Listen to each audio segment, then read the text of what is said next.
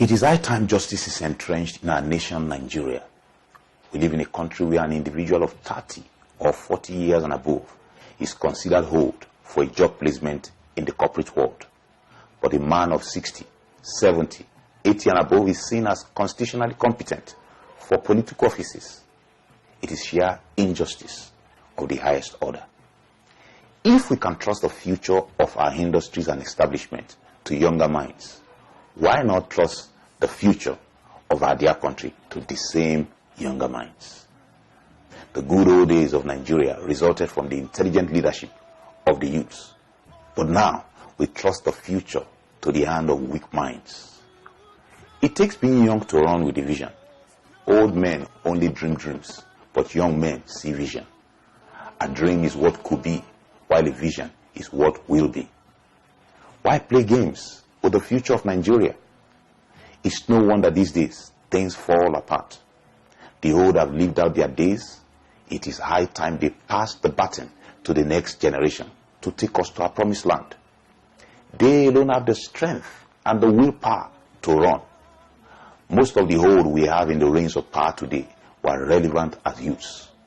They have contributed their quotas and we applauded them for it. But to think the new generation of youths or younger minds do not have what it takes is an aberration and wickedness.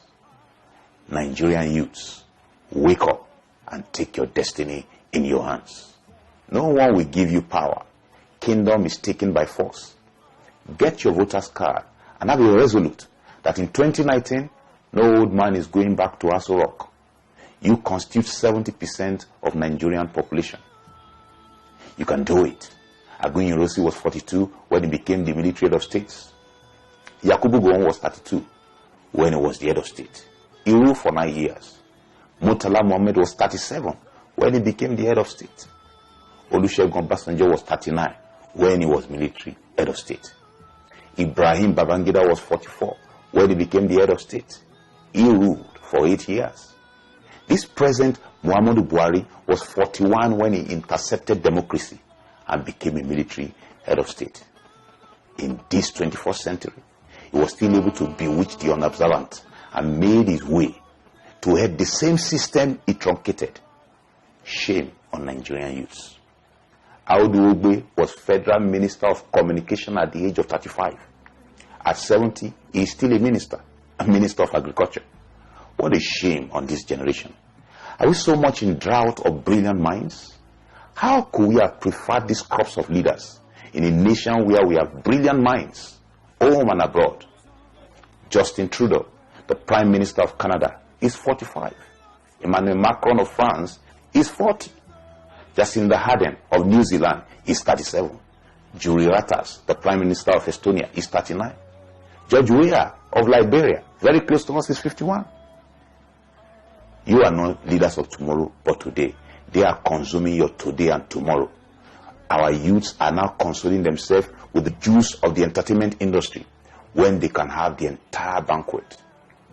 Former President Olusegun Obasanjo, perhaps apologizing and restituting on behalf of his generation, recently said, our youths should be empowered to deploy their ability to learn, innovate, and work energetically at ideas and concepts in which they can make their own original inputs. Youths must be part of the action today and not relegated to leadership of tomorrow, which will never come. Change that will mean enhancement of living standard and progress for all.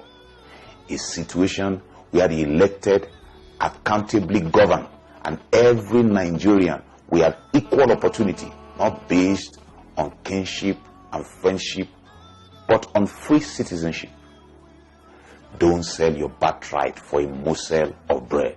Get your voter's card. Unite in one and say enough is enough. If you are 18 years and above and you do not have a voter's card, why pray for Nigeria? Don't bother to pray, because evil triumphs when good people refuse to do something.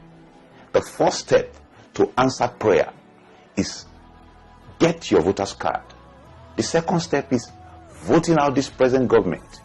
If you fail to do that, you have no right to challenge the battered economy, the series of suicide cases, the incessant killings of innocent Nigerians, the insecurity, unemployment of over 16 million youths, the unfair educational quota system favoring one region against merit from other regions, the unjustifiable queue in filling stations, the impending Fulani colonization and assumed supremacy.